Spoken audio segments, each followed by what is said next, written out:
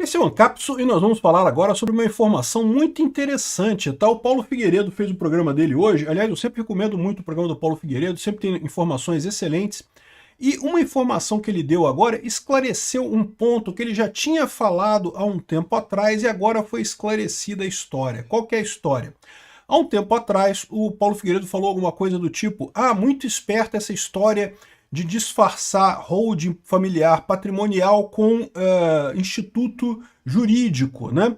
E na época eu fiz um vídeo sobre isso, falei, ué, será que ele está falando do Gilmar Mendes? Porque o Gilmar Mendes tem um instituto, né, um Instituto de Desenvolvimento, não sei o que lá, o IDP, o Instituto da Dupla Penetração, né, que é aquela universidade lá de Brasília e coisa e tal, e eu pensei, né, ele pode estar falando do Gilmar Mendes, né?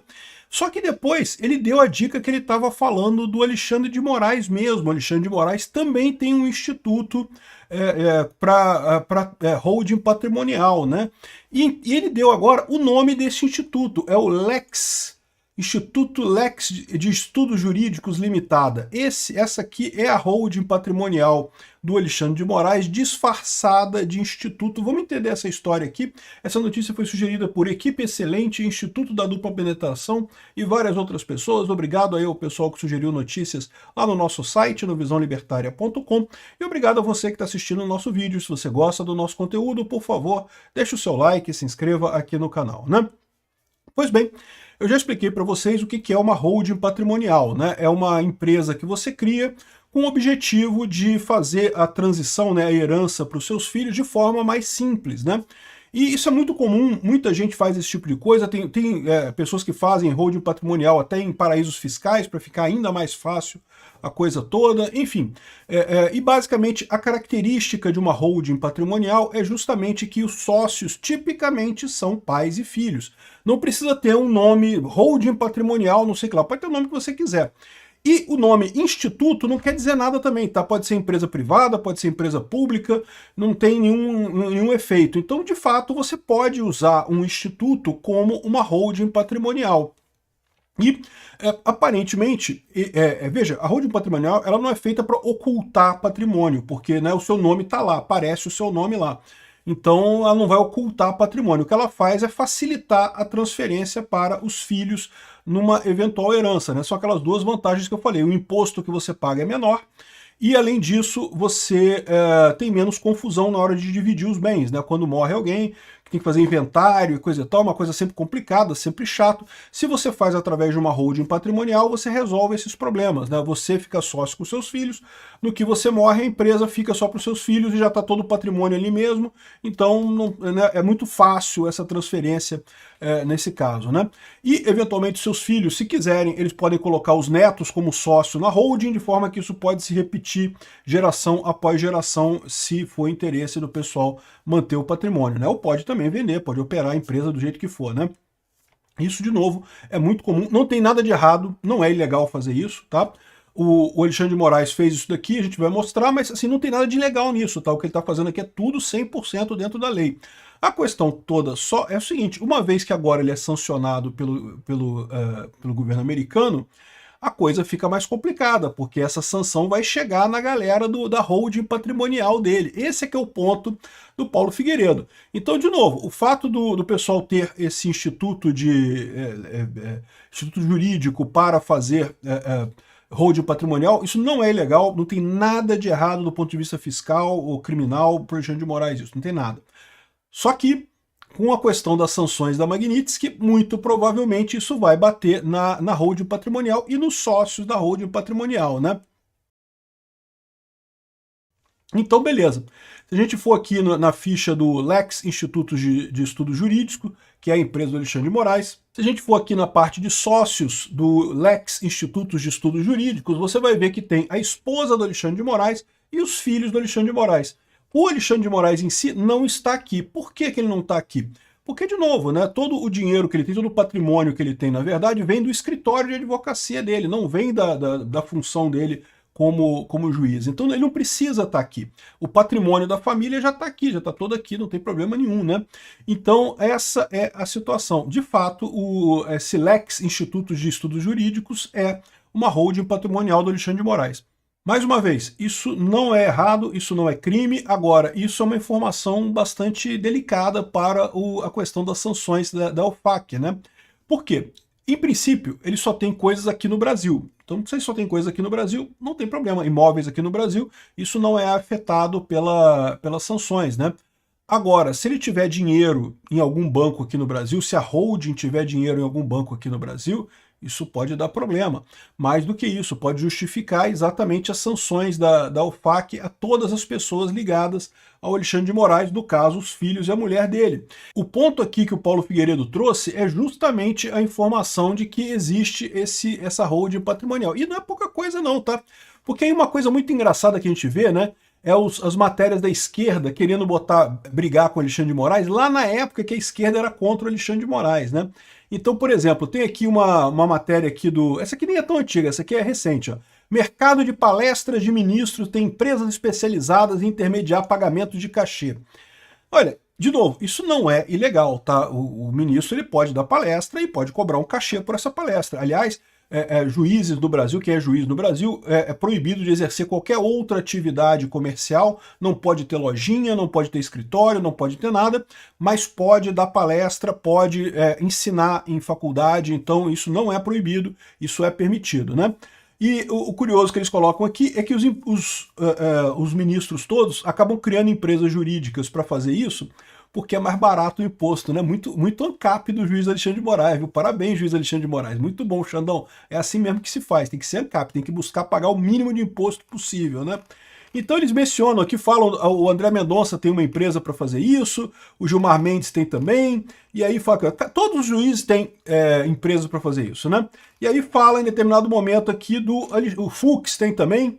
Cadê o Alexandre de Moraes? O Alexandre de Moraes está em algum lugar aqui, fala justamente da Lex. Os familiares de Alexandre de Moraes também possuem uma empresa do tipo, chamada Lex Institutos de Estudos Jurídicos Limitado.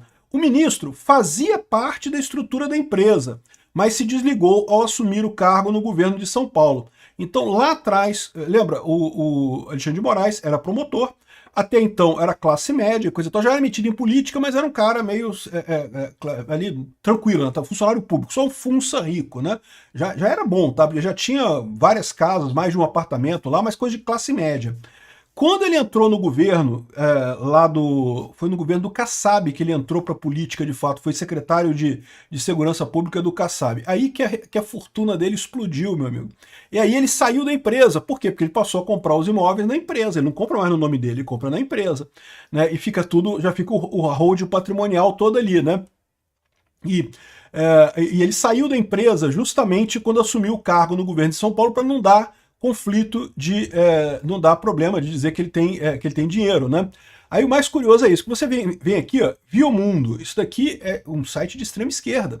Aqui, ó, 22/2/2017, é o que? O pessoal na época metendo o pau no Alexandre de Moraes.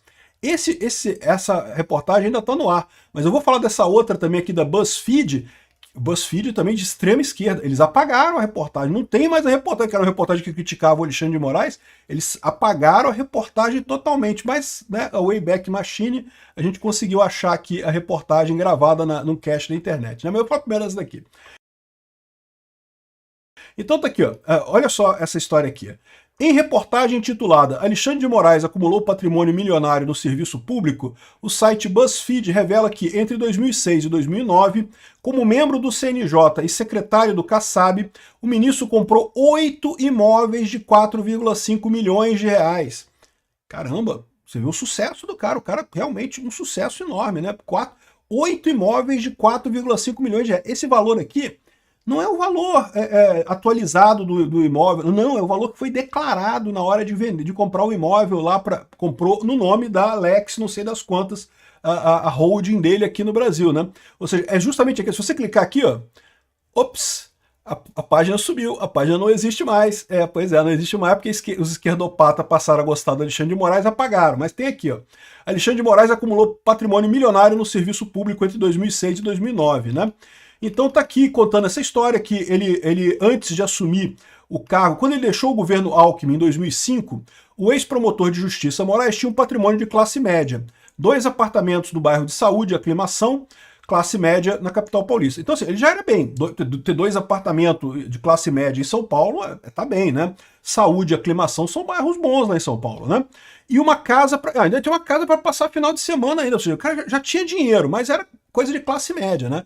É o que eu falo para você, às vezes as pessoas têm essa ideia assim, porque ele ganha 50 mil por mês, é milionário. Não, meu amigo, 50 mil por mês não dá para juntar milhão, não. Aquele apartamento que o Barroso comprou lá em Miami, que não sei quantos milhões de dólares, não dá para juntar isso com 50 mil por mês. 50 mil por mês é um bom salário. Você consegue ter uma casa de classe média alta, né? Uma casa boa. Mas um apartamento daquele, não dá não. Aí, ó, fala aqui, ó. Então esse era o patrimônio deles. E parece que a esposa dele recebeu de herança parte de um terreno num bairro lá de Santo Amaro, na zona sul da capital, né? Em novembro de 2006, Moraes adquiriu o apartamento de 332 metros quadrados pelo preço de 2,03 milhões. O imóvel ocupa um andar inteiro no edifício Brazilian Art, no Itaim Bibi. Itaim Bibi é luxuoso, né? Bairro nobre da zona oeste de São Paulo. Tá aqui o apartamento, é um por andar, meu amigo. Um documento do cartório diz que o apartamento foi comprado exclusivamente com recursos da mulher do ministro, a advogada Viviane Barsi, não tendo seu marido contribuído de forma alguma para o seu pagamento. Ou seja, por que isso? De novo, porque o dinheiro do Alexandre de Moraes vem do escritório de advocacia, né? O dinheiro é do escritório, não é dele. O salário dele como juiz e coisa e tal, como secretário de segurança lá, é merreca. É sempre assim. Inclusive hoje, do mesmo jeito, o salário de 50 mil que ele ganha lá no STF, ele tá meio que cagando para isso, não faz diferença. 50 mil é trocado para ele, né? Enfim, aí tem mais aqui, que hoje é a residência do ministro, fica encravado numa das regiões mais nobres de São Paulo, em frente a uma das entradas do Clube Pinheiro, né? Aqui tinha a foto infelizmente não foi preservada aqui no Web Archive, né? Preço no papel, que está declarado, 1,82 milhões, né? Porque lembra, quando você compra um imóvel, você compra por um valor. Esse imóvel ele vai valorizar ao longo do tempo, mas você não precisa declarar essa valorização, você continua declarando ele no valor que você comprou até o momento que você vende ele. Quando você vender ele vai ter uma valorização, né? Seriam 3 milhões atualizados se fosse agora, ou 4,1 milhões segundo a tabela da prefeitura. Enfim, aqui ó, a propriedade desse apartamento foi transferida para sua empresa, Alex Estudos Jurídicos. Então tá aqui a esquerdalhada dando toda a fita do Alexandre de Moraes já aqui pro pessoal da Lei Magnitsky, né? Mas, de novo, imóveis no Brasil não tem problema. A questão que eu falo para vocês, que é muito comum quando a pessoa já tem um certo dinheiro, né? É que o próximo passo é ter um apartamentinho lá nos Estados Unidos, né? Ter uma casinha humilde lá nos Estados Unidos, poder passear de vez em quando lá e coisa e tal. Se tiver isso, se acharem essa ligação com Alex ou com qualquer outra empresa lá nos Estados Unidos, esse imóvel lá seria confiscado pelo governo americano, né? Enfim, as compras continuaram na gestão Kassab, que continuou comprando mais um monte de apartamento, um monte de imóvel, casa de campo, terrenos comprados por Moraes e não sei o que lá, e juntou mais isso, e juntou mais aquilo. Comprou sítio em São Roque, né? Uma parte de uma propriedade de 40 hectares, no município de Inimutaba, né? Ou seja, repara que isso tudo aqui foi levantado pelo pessoal da esquerda, né? Eles levantaram isso aqui na época que eles queriam criticar o Alexandre de Moraes, né? Aqui, ó, compras de imóveis não coincidem com a atuação da iniciativa privada. Aí vem a outra coisa que ele coloca aqui. Porque, em tese, você pode imaginar que o dinheiro foi do escritório da mulher dele, então foram coisas legítimas, né? Mas, segundo diz o pessoal aqui, parece que não. A banca de advogados fundada por Alexandre de Moraes, que levava o nome dele, né, era Alexandre de Moraes Advocacia, foi rebatizada com o sobrenome de Viviane após ele assumir o ministério. Hoje chama-se Barsi de Moraes Advogados Associados. E, em outubro, o jornal Folha de São Paulo revelou que a firma do ministro recebeu 4 milhões da JHSF, que foi uma das empresas investigadas na Operação Acrônimo. A Operação Acrônimo apurou a venda de sobras eleitorais, de recurso eleitoral, lavagem de dinheiro através de empresas e coisa e tal, né? Então foi preso um monte de gente ligada ao PT e ligado ao Pimentel. Fernando Pimentel, vocês lembram? Chegou a ser ministro do Lula na gestão do Lula passada, chegou a ser governador de Minas Gerais e estava envolvido nessa coisa aqui, né? E parece que o Alexandre de Moraes recebeu dinheiro de uma empresa que estava sendo investigada nesse caso, né?